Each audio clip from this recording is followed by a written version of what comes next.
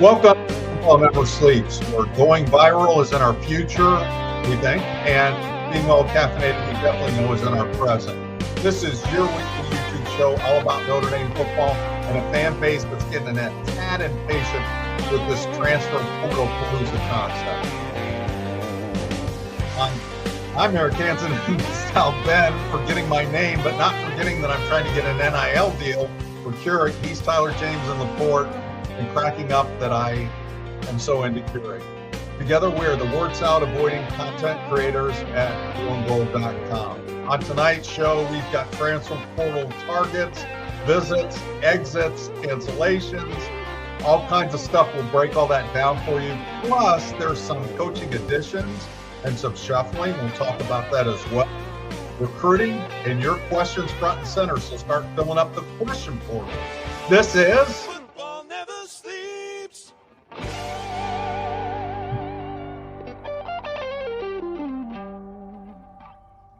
I got distracted by my new on-air sign that my nephew got me.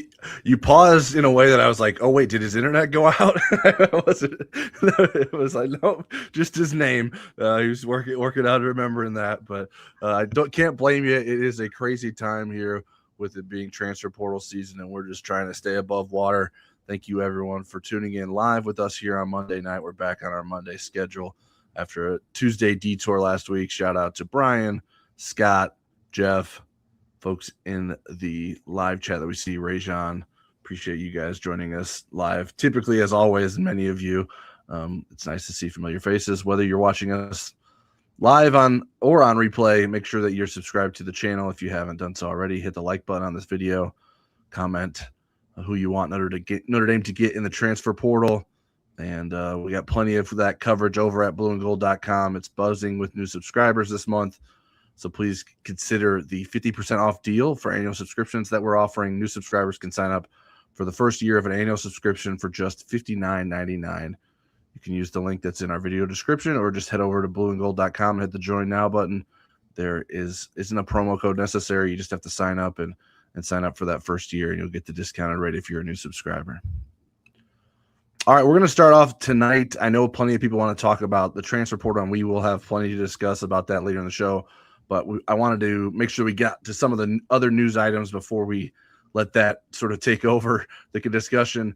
Last week, Blue and Gold confirmed Notre Dame's plans to move defensive line coach Al Washington to coach linebackers, and the expected hire of Indianapolis Colts defensive line coach Charlie Partridge to the same role with the Irish. Eric, let's start with Partridge first, as someone who Notre Dame fans may be unfamiliar with. What do you think of his expected hiring and the potential impact he can make on Notre Dame's defensive line? I really like it. I think if I could pick somebody, that he would be near the top of my list, and for a couple of reasons. One is he's got a lot of experience. He's been a coordinator before. He's even been an interim head coach before. He's got a little bit of NFL experience. He's just been with the Indianapolis Colts. But I think the thing that I really like, beyond the fact that he's recruited well at different schools that he's been at and developed players that both were stars coming out of high school and that weren't stars coming out of high school, is that he knows Chris Ash and he knows Chris Ash's system. And I think that's going to make for a very, very good transition. So I'm pretty excited about this Charlie Partridge hire. Yeah, it's he has an impressive resume. Some of the line items on it for folks who didn't maybe read our coverage.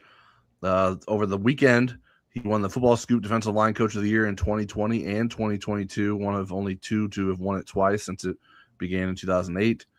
Speaking of 2008, that was when he was in his first year as the defensive line coach at Wisconsin, and he inherited a guy who was a walk-on at from Central Michigan, and that was J.J. Watt, who turned out to be a heck of a college and NFL player. And Partridge had a big role in developing him. He also turned defensive ends Patrick Jones II and Rashad Weaver into consensus All-Americans in 2020 during his time at Pitt. They became NFL draft picks that following spring, and defensive tackle Kalijah Cansey was a unanimous All-American under him at Pitt in 2022 and was drafted in the first round of the 2023 NFL draft. Has a lot of interesting items on his resume. He's coached for a long time. And going back to his playing career at Drake, it overlapped with Chris Ash. So those guys go back a long way, and it'll be interesting to see how he melds into the coaching staff, gets back into the recruiting game. Those past 2 seasons with the Colts was his first sort of leap into the NFL, so he's certainly comfortable as a college coach, and will be tasked with taking on a group that needs to be reshaped going into next season, especially with potentially a lot of new names coming in via the transfer portal, as we'll talk about a little bit later. Do you think? I should say, I should kind of amplify or correct myself. He was an actual head coach at Florida Atlantic. You're always an interim coach. You're at Florida Atlantic, so I wanted to clarify that. So go ahead with your question now. I guess just taking a step back, did you think there was a change at defensive line coach was needed for Notre Dame? Was it surprising to you that happened?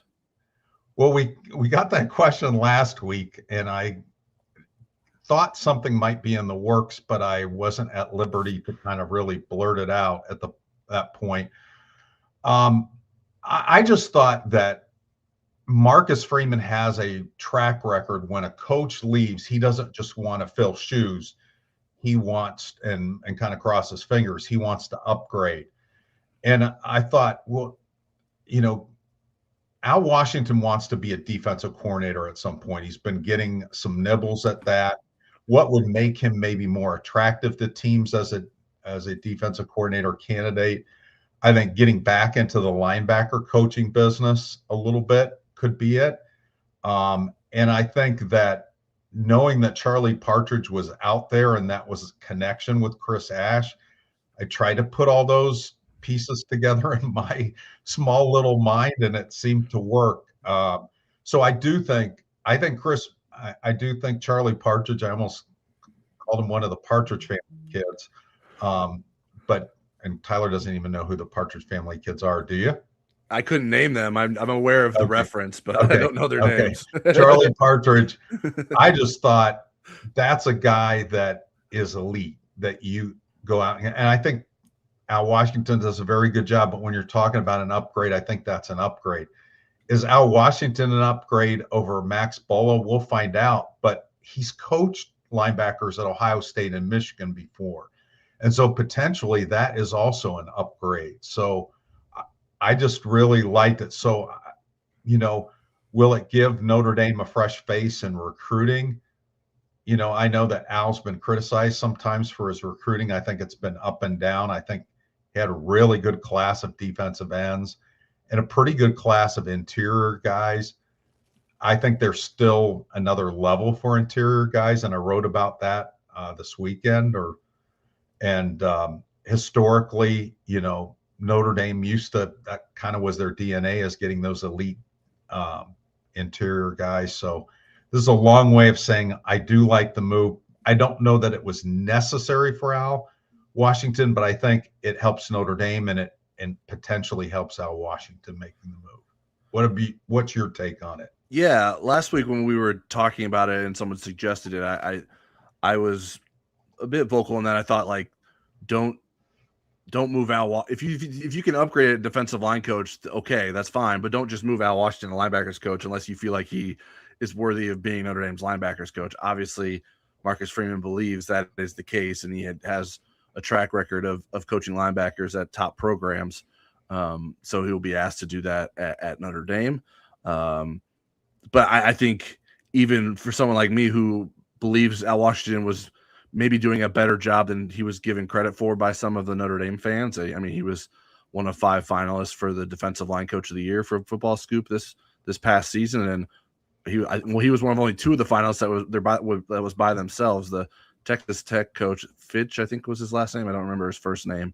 He won the award, and the other people who were nominated were like, there was 2 or 3 defensive line coaches all grouped together from the same school. So I think that speaks to what Al Washington has been able to do at Notre Dame. And right. But even then, like, I think Charlie, it's hard to argue with wanting Charlie Partridge to be your defensive line coach. I think the resume that he has sort of speaks for itself, and his ability to do that, and to have Al Washington still on staff for relationship building with those guys. And then obviously he has familiarity with a number of Notre Dame's linebackers, given that he coached some of them in pass rush drills, because they used Notre Dame's used its linebackers quite a bit, and even sometimes lining up as defensive linemen in pass rush situations, specifically Jalen Sneed and Kingston Viliamu-Asa. So what do you think about how Al Washington can be successful as Notre Dame's linebackers coach? Well, I think he will be better than Mr. Kincaid. I saw that reference come up in the chat, and Susan Day. Shout out to you guys for knowing what the heck I was talking about with the Partridge family. And the theme song is running through my head. I thought Max Bola did a great job. Here's what I like about Al Washington doing that is that Trey Reer is part of the equation. I know we're going to get a little bit more into him, but you've got a young guy that's really already invested in recruiting at Notre Dame, that knows the Notre Dame system, that was a player at Notre Dame, that medically retired. I think the Trey Reer and Al Washington combination can be really good.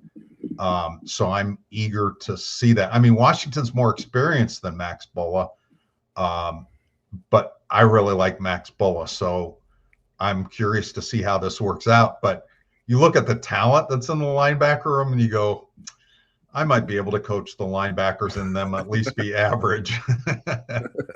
I think I said at some point that a dog could recruit linebackers to Notre Dame. So I don't think I could coach linebackers, but he does have the advantage of not just the talent, but the experience at that linebacker group. And that is something that, especially during his time at Notre Dame, it's been clear that Al Washington seemingly does best when he's coaching experienced players. Those seem to be the guys that he relies on the most on the defensive line. And that could also, the flip side of that could be a critique of Al Washington too, that he didn't have enough younger guys in the rotation and making impacts on the defensive line during his time coaching the defensive line. I think a stat I came up with, like during his 4 years, the guys that were relied on the most, whether it was the top 8 or 10, I think, in terms of defensive snaps, like they were almost never sophomores or freshmen or redshirt freshmen. Like they had to be at least in the junior class or in their third season at Notre Dame, maybe a redshirt sophomore, to compete a lot, with Boubacar Traore and Bryce Young being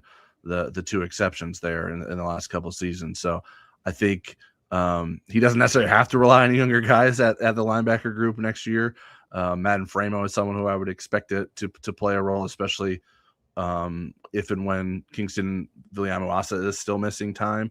But yeah, the experience part of what he inherits, that experience he has with those guys, the relationships, and the Trey Reer part of it that you mentioned, I think is important. And it's important that Drake Bowen announced last week that he's returning to Notre Dame next season. That I think that happened the same day that news came out that Al Washington was moving to linebacker. So that seems to be not coincidence, and speaks to perhaps the confidence that Bowen has in Al Washington. And you mentioned Reer.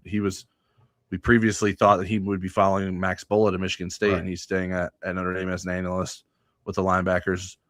As it relates to Bowen, what do you think about his potential for next season? Do you think there's still room for him to grow? I think there's room for him to grow. I think at times he was really good in coverage, and at times he struggled in coverage. As far as like playing downhill, once he got the knack of the scheme, he was really, really good. It's the Drake Bowen we expected to see. You know, when people say hey, couldn't they put somebody from defense as a blocker or running back and goal line? He would be my pick if I had to pick somebody off of the defense to throw over there, because he was such a prolific high school running back. But I think his importance is heightened because we don't know the timeline with Kingston Viliamu-Asa.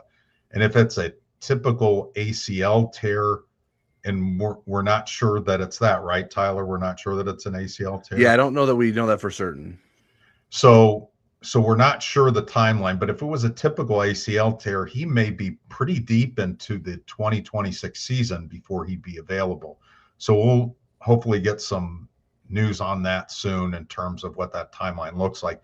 But even then, with a knee injury, there's nothing that, is in concrete. And so Bowen being good, really good next year is going to be important. The thing that I think's kind of interesting too, Tyler, with this whole linebacker shift is the linebacker rotation concept was kind of Al Golden's that he sold Max Bulla on.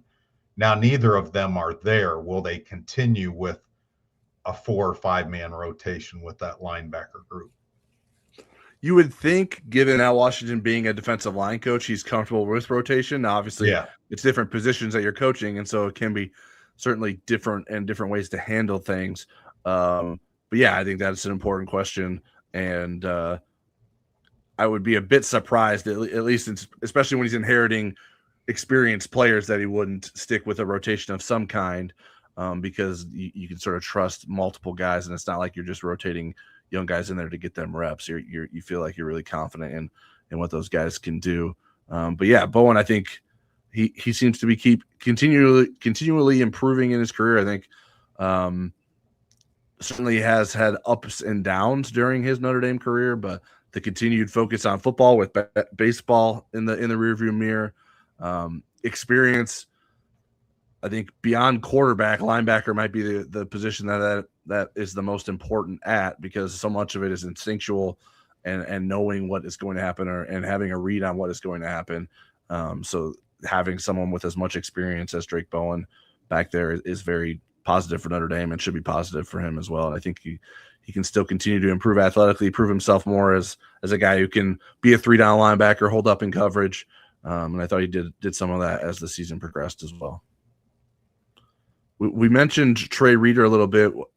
I don't know if you have any more thoughts in terms of what sort of value he provides for Notre Dame. And I'm sure this is probably a name that most people aren't very familiar with, but has been in headlines recently. So Trey Reeder, Tom Lemming knows the family. Tom is a longtime recruiting analyst. We've had him on our podcast before. He's actually done Football Never Sleeps, which is always interesting when Tom and I do a show together because there's no safety net with technology on that. But he is really good about reading people. And the thing about the Reeders, they are from Florida, and they went to the same high school as Keon Keeley. They were friends with him. One of them plays baseball. Trey played football. He walked on as a linebacker, but he was recruited at other schools. Really, really cerebral guy. Who then had to medically retire before this season and had a coaching itch that he wanted to scratch. And he has really impressed people, both as a recruiter, organizer, and somebody that tactically can help with the linebackers. Lemming, in the story that I did on Sunday, where we were talking about the interior defensive line, we also got into the Trey Reeder hiring or rehiring or reacquisition, however we want to talk about that. And he just couldn't say enough things. So we could have written a whole story on that. So there's guys that come along, and a lot of times you say, hey, they got a chance to be good. You're already kind of seeing it in action again. You talk to Tom, goes all over the country and talks to recruits, and Trey Reeder's name came up with recruits. That's how impactful he is as a guy that's kind of behind the scenes. Yeah, and he's someone who has relationships with Notre Dame's current players. I got to give credit to Pete Sampson from The Athletic. I was around Jalen Sneed when we were interviewing him late in the season, and Pete was asking him about Trey Reeder, and Jalen was raving about his relationship with Trey Reeder, how helpful he is as sort of the assistant to Max Bulla last year, how he spent a lot of time reviewing film with him and helping him out with things like that. So he's clearly become a trusted, bright young mind in Notre Dame's program, and Notre Dame tends to produce guys like that because of the, I think, curiosity for the game and instincts for the game. I mean, you think about someone like Nick Lazinski, who's now the co-defensive coordinator and linebackers coach at Vanderbilt, someone that didn't have a headline career as a football player at Notre Dame, but has become a heck of a football coach. And maybe that's a similar type of trajectory that we could see Trey Reeder have. And I think the helping the transition with Al Washington in terms of being a familiar face in that room, and someone that those guys trust, I think is very important. And like you mentioned, the recruiting aspect doesn't hurt at all either. That he can help transfer some of those recruiting relationships to Al Washington now as Notre Dame's linebackers coach. Should be valuable as well. All right, let's hop into some of the questions. We have plenty of transfer portal topics ready, and we will address those as we get through them. But I wanted to hop in our questions. It's already been long enough without taking any of your questions. Brian Habermill says, do you think the number of portal entries of the defensive line has more to do with the shuffle in position coaches, or the players just seeking more and better opportunities? I don't think it has anything to do with the shuffling of the position coaches, and they're all these aren't created equal. And again, I mentioned this last week. The one thing that you have to keep in mind is that Notre Dame brought in 29 recruits. They also are going to bring maybe up to 8 transfers. So that's 37 players. You don't have 37 players with exhausted eligibility and NFL dreams that they have to scratch this year. So there's going to be people that go out the door. Josh Burnham is the one that is a guy that could really have helped Notre Dame. I think the others are looking for playing time, and they're looking for financial opportunity. I think even Josh Burnham, to a certain extent, wanted maybe more of a guarantee toward playing time, and really says, okay, I have my NFL or my Notre Dame degree now. I'm focused on my NFL career. I want to go somewhere where I'm going to get the reps. He was only around a little over 200 reps this year, game reps, because they split them 3 ways at that defensive end position. And so that makes sense. So again, I don't think it had to do with either they weren't happy with Washington or they weren't happy with Washington moving to linebackers. Yeah, and I wanted to double check. I think there's only been 2 defensive line transfer portal entries, right? With Joshua Burnham and Armour Mookum. Donovan Hines retired due to that was his own decision. Had some injury history, and so I think it was a big offseason, and there was a knowledge that Notre Dame was going to go into the transfer portal market, specifically at defensive tackle. I'm not sure that Notre Dame would be as interested in defensive ends if Joshua Burnham wanted to stay. And I think that is sort of a cause and effect there.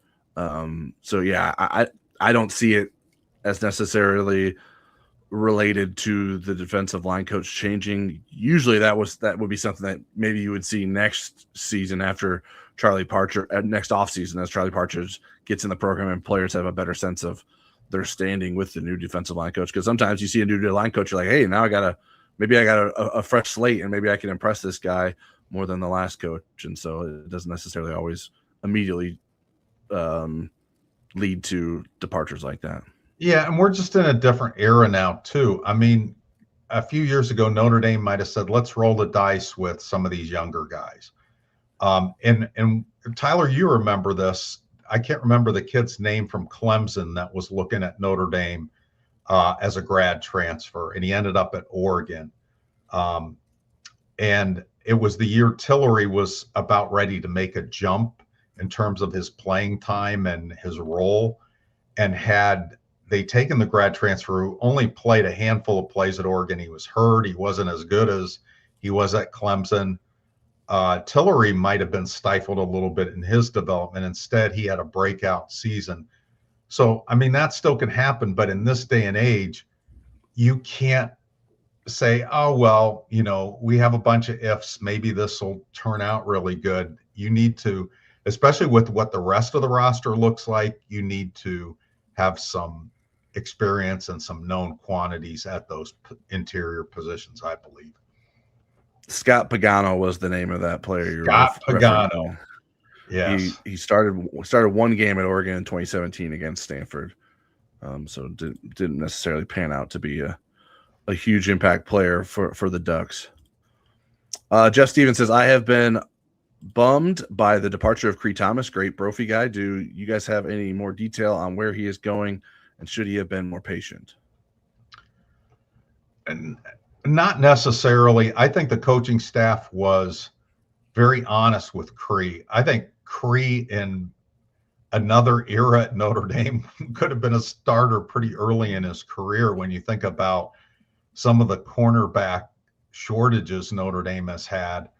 I think he's a really talented young man, and we saw that in the spring.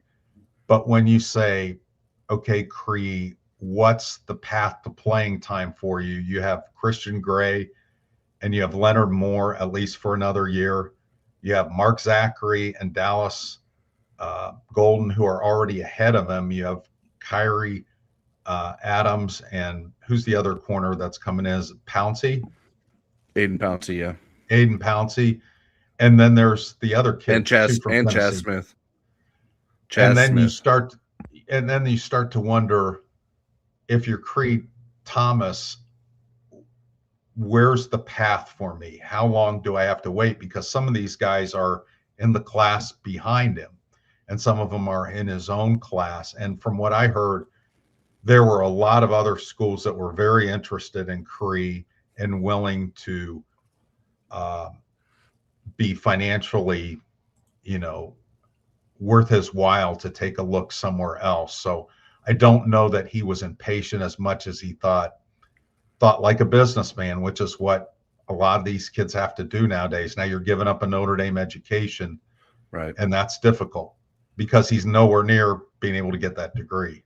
Yeah, it's harder to remain committed to getting your Notre Dame degree when there are other opportunities out there, and you might see the writing on the wall at a place like Notre Dame. That doesn't mean he couldn't have eventually broke through, but he'll probably end up in a place where he may have a shorter or a thinner wall to break through in terms of getting more playing time next season. The Ozzie family says, when the GM left for USC, he was very hands-on for roster building, and the new GM duties has been delegated to multiple people. Is this hurting the quick action needed to get portal players?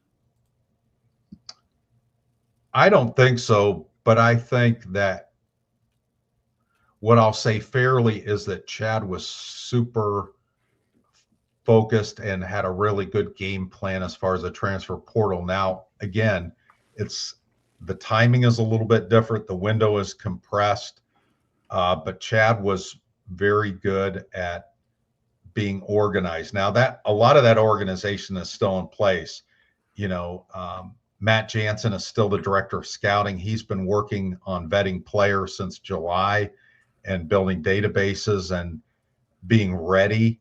In terms of why there's been a delay, I don't think it's related to Mike Martin. I think it's related to Marcus Freeman, but I think, Tyler, maybe you have a little bit more insight into that because I've been working on other stuff today.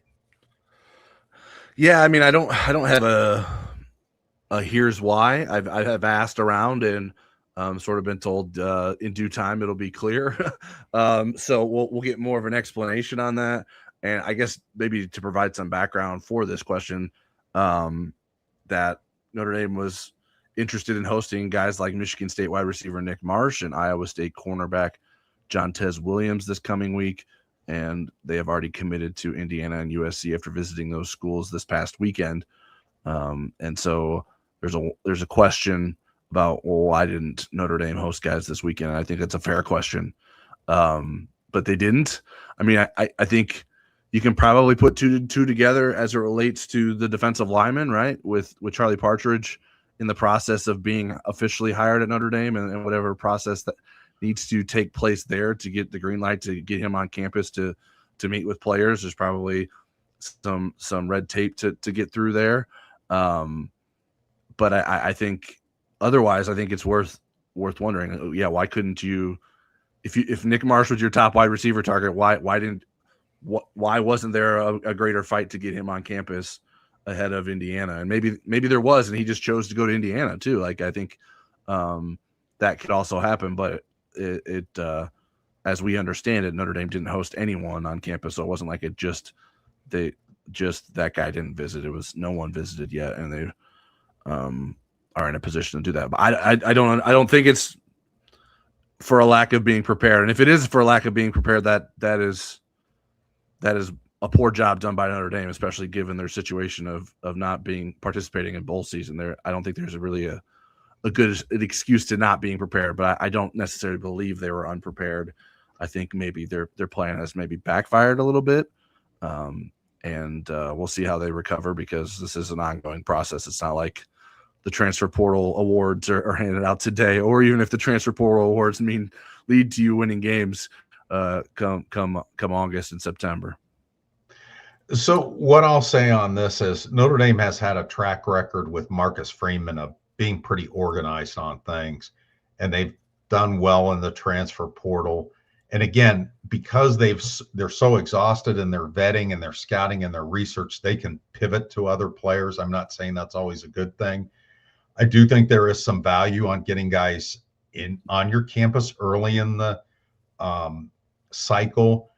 I know a few springs ago, now this was a guy that didn't work out to be a star, but I remember talking to Antonio Carter. In fact, he was on our podcast, and he was going to go to LSU right after he visited Notre Dame, and he never went to the airport to go to LSU. He ended up committing to Notre Dame during his visit, and then ended up staying in South Bend and never took the flight to LSU, which made Notre Dame fans happy until Antonio Carter struggled on the field. But I do think that the sequencing can matter. And yet, again, I'm in the point of, let's just simmer down here a little bit and let this play out. And then we can criticize at the end if it was a bad move. I understand why the frustration is so immediate from fans, because covering the portal is so difficult, and we all have to say, hey, wait till the portal opens so we can cover this a little bit better. There's not much we can do right now in terms of coverage. And so then when the first things that come out, we're like, okay, they're going after this guy, and then before they know it, they're out. Well, actually, that guy's going to go somewhere else. That guy's going to go somewhere else. So it just moves so fast. And I feel like, especially with Notre Dame not playing in games, it felt like Notre Dame fans waited so long for it to get here that it's like, wait a minute, we waited all this time for this. But yeah, there's still plenty of moves to be made for Notre Dame. And just because you wanted someone the most on January 3rd doesn't necessarily mean he's going to be the guy that ends up being the best option for you. So we'll see if Notre Dame can get better guys. And speaking of other options like at receiver, Mike DeVoy's question, it says Jack Sobel on Ian Strong, big target, good at getting open underneath, getting contested balls. Then he said he'd be a direct replacement for Malachi Fields, who was very fast. Which is it? I'll let you take that one. So Ian Strong is a wide receiver from Rutgers who Notre Dame is looking to get on campus this week. He caught 52 passes for 762 yards and 5 touchdowns. I think Malachi Fields was fast and was able to stretch the field for Notre Dame, but he was also coveted as a short yardage guy that could take screens for gains. Obviously, that backfired against Miami when he fumbled, but he was seen as a big body that could do some of those things. So I don't think those are opposite. I don't think Malachi Fields' number one skill set is his speed. So I think that's. I don't necessarily disagree with that assessment that Jack is saying there. Mike DeVoy says, are they targeting slot receivers with KK Smith's departure? Are Saldate and Richardson ready to step in? Any incoming freshmen that we'd reasonably expect to work into the rotation? I think Finley is reasonable to expect to fit into the rotation. That would be the one that I would pick out of that group. I think there could be more. Saldate and Richardson were working at primarily slot receivers. Richardson could move outside. Cam Williams could play in the boundary. He can also play on the field receiver. He's that fast. I talked to somebody, an insider, that really feels good about the spring that Cam's going to have and the future that he has ahead of him. They feel like he's on track now, and that, again, he can emerge at either side. They have a lot of numbers. Do they have enough experienced guys? I do think they do. I don't think that KK Smith is reason to change your plan. Now, could Notre Dame bring in 2 receivers? They could. They could bring in somebody that has some flexibility to play inside and out like they had last year. But I think the boundary receiver is far and away the number one need for Notre Dame in terms of what it's adding to the roster on offense. Yeah, Xavier Townsend from Iowa State is someone that Notre Dame is evaluating and is expected to visit this week. He could play in the slot. He's 5'11", 195 pounds. I guess it's worth pointing out KK Smith wasn't a slot. He was an outside receiver. He was a field receiver. Isn't that what they said? Or okay. And so I think that. Oh yeah, I see. I think that a field Townsend could be a field receiver too. So I think a field receiver could be neat. I do think Notre Dame has options specifically at the slot with Salate. I'm not sure that Scrap Richardson would be someone that I have heard a lot about in terms of being ready or knocking on the door. Notre Dame has smaller slot guys in its recruiting class, being Braden Robinson and Bubba Frazier, who I like a lot. Can they be ready to play? I think so. They're fast. And so if they can adjust to the college level and if their size doesn't prevent them from making the strides they need to, I think that they could potentially contribute. And I think Caden Finley could be a slot guy too. His game in high school reminds me a bit of Jaden Greathouse, where he does everything. He's very prolific in high school. And so I think he could do a number of different things at the college level, and we'll see how he develops physically. That will probably dictate where he lines up. Yeah, I guess I misunderstood the question. I thought he was asking about outside receiver. That's why I mentioned Cam Williams. Cam Williams is not a slot guy, but he can play either outside position. Phil Baumgartner says, what rotation do you see at linebacker? Well, let's presume that KVA is going to come back at some point. Kingston Viliamo-Asa. I think your 2 best linebackers are Bowen and KVA. If he's not back right away, then either Snead or Ausberry would start, and Manfaremo is really coming on. So I still think, when we discussed this a little bit earlier, I think the rotation makes sense. They have a lot of those guys are multifaceted. They can fill other roles. You can have them in packages where there's a third linebacker on the field, but they're not necessarily playing linebacker. And so for me, Bowen and Kingston Viliamo-Asa are 1 and 2, and then those other 3 are really, really good rotational players that you can count on. Yeah, I think it's hard for us to know for sure, like we mentioned earlier, with Al Washington as the new linebacker is good. How does he see that differently, and how does he want to use these guys? I think it would be too early to know for certain, but obviously I think all those guys are capable of playing and expanding upon the roles that they've had in the past. I do think, like Eric said, Bowen and Viliamo-Asa are your 2 best, and then you find ways to get the rest on the field and sort of accentuate the strengths of your 2 best guys, and then also accentuate the strengths of those guys and the roles that you're putting them in.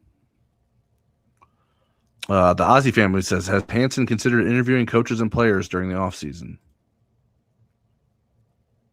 Have I considered it? Every moment of my existence. And I believe that we will have that opportunity, but not this week. I believe that we will have a chance to talk to all the early enrollees sometime between now and spring, as well as all the portal guys that Notre Dame ends up signing. So yes, I am very much in favor of that, and I would do it every day. You know me and football never sleeps, and that's right. And so and I think also James would be we'll go last name basis only. James would also be interested in that. Yeah, we would love to interview them as much as possible. We have to work around their availability, but yeah, we want to get in and talk to those guys, and we do plenty of coverage and interviews throughout the offseason when given those chances. Todd Crawl asked, any idea if the Shields Family Hall is still on track to open this fall? Have any renderings of the inside of the building been released yet? As last I've heard it is, and we walked by it every day that we went and did player and coach interviews on Tuesday nights this year, and the progress looked amazing to me. Now, I'm not a master builder or anything like that, but I do think it's a great question, and I'll ask about that, but I haven't heard anything to the contrary. They looked like they were humming along pretty good. That exterior was, there was a lot of finish done on the outside of the building, and then it was a matter of filling up everything on the inside, and they were making really, really good progress. And the fact it's going to be in the 50s here in South Bend on Friday, they can get a lot of work still done outside and not freeze. All right, I'm going to shift us to some specifics as it relates to transfer portal targets. We've talked a little bit about some, but there's some questions in the queue I want to get to, and so we'll sort of weave those in, and feel free to send some as we talk about these guys. Let's first talk about defensive tackle, which is arguably Notre Dame's biggest position of need right now. There are two names to know that Notre Dame's efforting to get on campus this week: Wake Forest defensive tackle Mateen Ibarogba and Penn State defensive tackle Xavier Gilliam. Do you think it's important that Notre Dame gets at least one of those two guys in its transfer portal class? I think it's important that Notre Dame gets somebody like Mateen if they're not going to get Mateen. And I know that some of the on-3 national guys have Mateen crystal balled, or whatever the terminology is for Texas Tech. Sometimes those situations could change. If he visits, then Notre Dame has a chance with him. But I think they need a strong veteran presence of a guy that can start for you and maybe star for you. And so it doesn't have to be Mateen, but it needs to be somebody of that caliber. As far as Xavier, he's a young guy with a pretty high ceiling. I would compare it a little bit to shopping for Elijah Hughes last year, but with maybe a higher ceiling and more years of eligibility. I talked to Tom Lemming about him, and he really liked him coming out of high school. Tom did.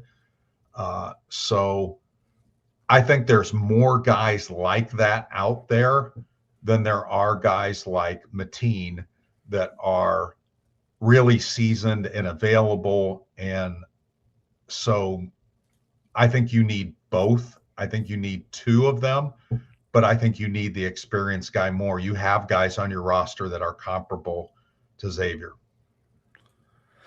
Yeah, I like the idea of pairing sort of an experienced guy who can come in and compete and play right away with a younger guy, sort of similar to what they did with Jared Dawson and Elijah Hughes, like you mentioned.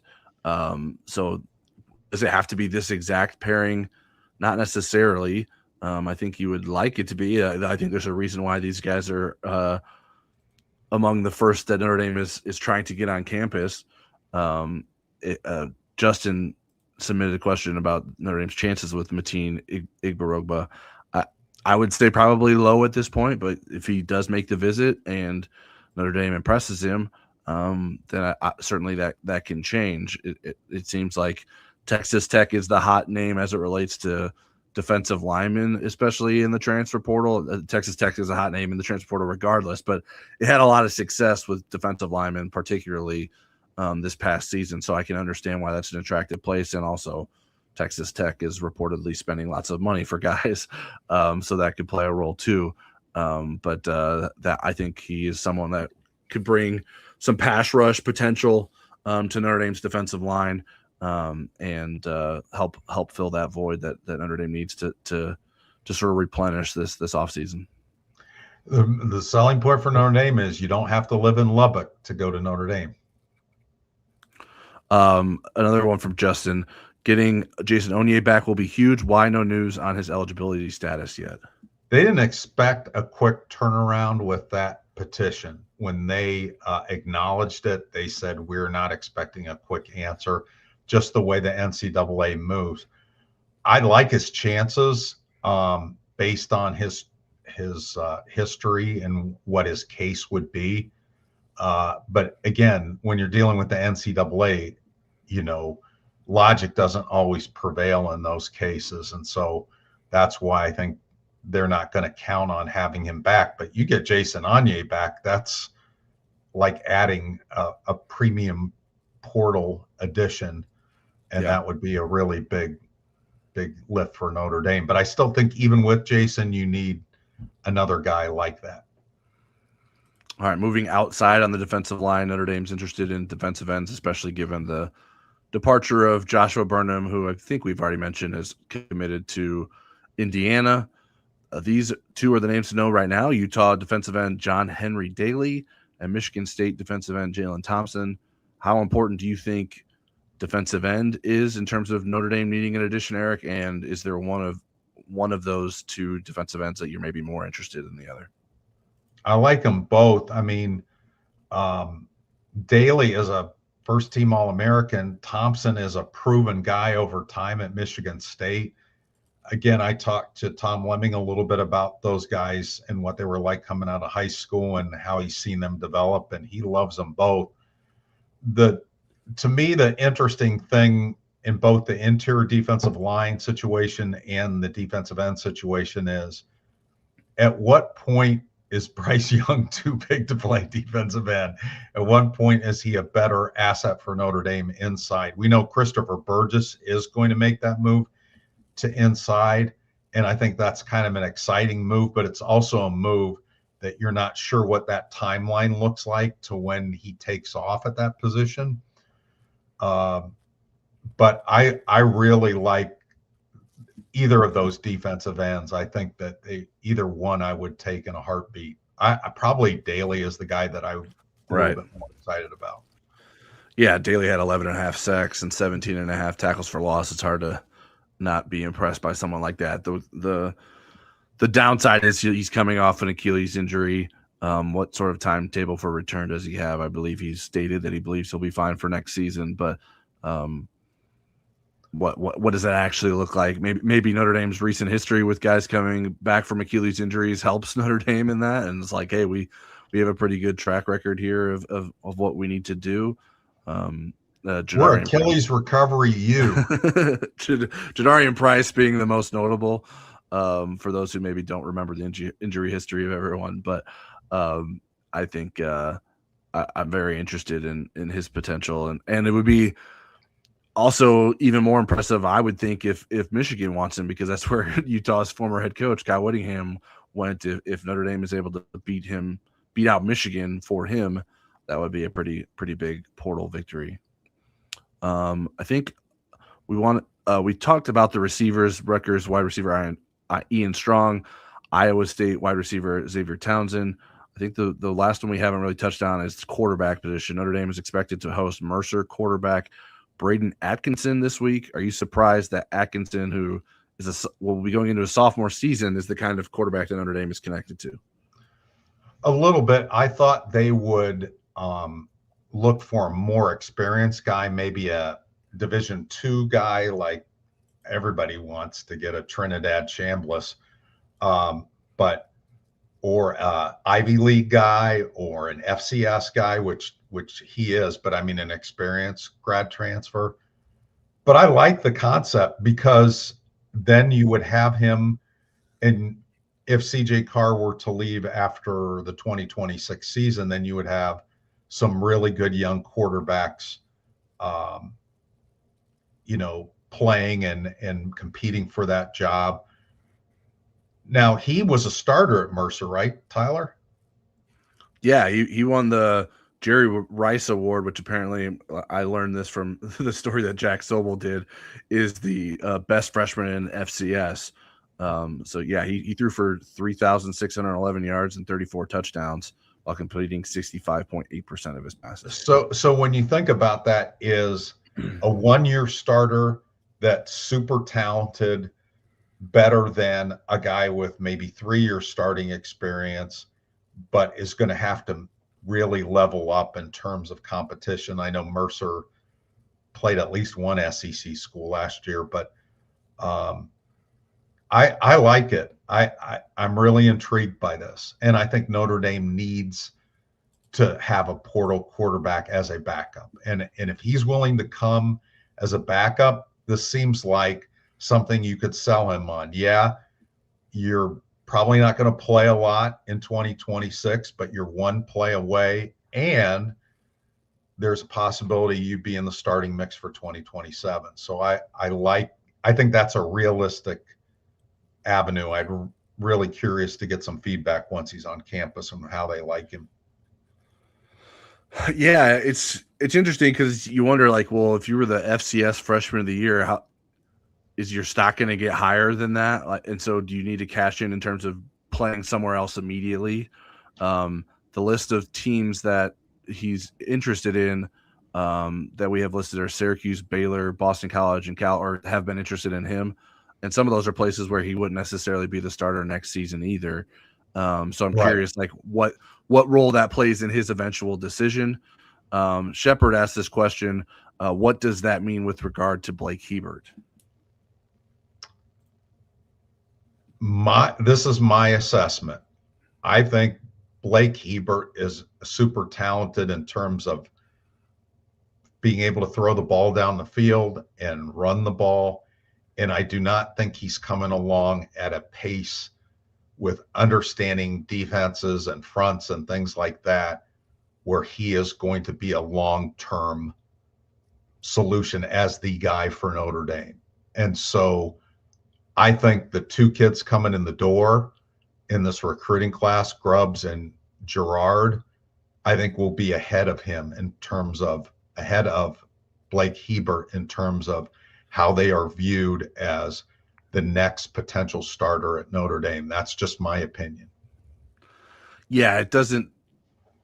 I mean, even with no information, it doesn't seem to reflect positively upon Blake Hebert, right? Like, just on paper, it's like, well, if Notre Dame's going to bring someone in the same class as him, and they've already sort of pushed to bring in two behind him in the same class, that is perhaps not a great sign for how Notre Dame feels about where Blake Hebert is right now. And maybe that doesn't change how Notre Dame feels about him long term.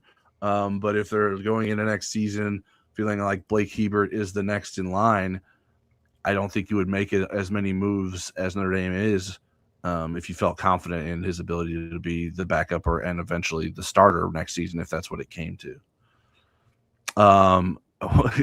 Jeff says 235 watching. Very nice. Yeah, we didn't even have to have Eric eat a turkey leg to get all you guys in here tonight. So we appreciate the big crowd tonight. Hopefully we are entertaining you and providing you good information as well. Wanted to talk a little bit about portal exit. I ate the other turkey leg on. Oh yeah, I forgot about that. How'd that go? It was a flavor bomb. It was amazing. Did you enjoy it more because you didn't have a crowd watching you? No, it was more fun doing the crowd. It was more fun being performative with it, but I still enjoyed it. I was watching playoff games. So Anthony Southard says Brennan Vernon is listed over 300 pounds. They can't move him inside. And Brennan Vernon has moved inside. He is an interior defensive lineman, but he's not someone that Notre Dame has felt comfortable putting in games. He did not play at all in game action this past season. Amen. We wanted to get into some of the portal exit destinations. I know we've mentioned Joshua Burnham. Notre Dame is now up to 15 transfer portal departures from last year's roster, as long as no one entered while we were on the show. The notable ones we haven't mentioned yet that are more recent are the guys like, I think you did mention, we mentioned Armour Mukum, and we did mention Cree Thomas for that matter. My pre-show notes, I should have processed that quicker and not read something that was out of date. But there are four Notre Dame players who have already committed elsewhere. We mentioned Burnham to Indiana. Jabron Payne is committed to Cincinnati, the running back. Quarterback Anthony Rizak, who was a walk-on at Notre Dame, is committed to South Dakota State. And quarterback Kenny Minchie is committed to Nebraska. You have any notable takeaways from those decisions, Eric? I talked to Steve Wiltfong, who's vice president for recruiting in the transfer portal for On3 and Rivals today. and he was talking about what a great fit he thought Kenny Minchey would be at Nebraska, and how he's a guy that Notre Dame fans could root for just because of what he gave to the team. He helped make CJ Carr better. So I thought that was really interesting that I wouldn't have guessed Nebraska, but I think that's a good landing spot for him. I'm curious where Jaiden Blair ends up. I thought we were talking on our Slack channel about where that was, but maybe that's not official yet, so I won't mention that yet. No, I haven't seen any. I haven't seen news come out of where he is. Well, let's put it this way: Jack Sobel would be very happy, and he was the one that was talking about it. We'll see. We'll see what happens there. You're going to have to show me where he's going to end up.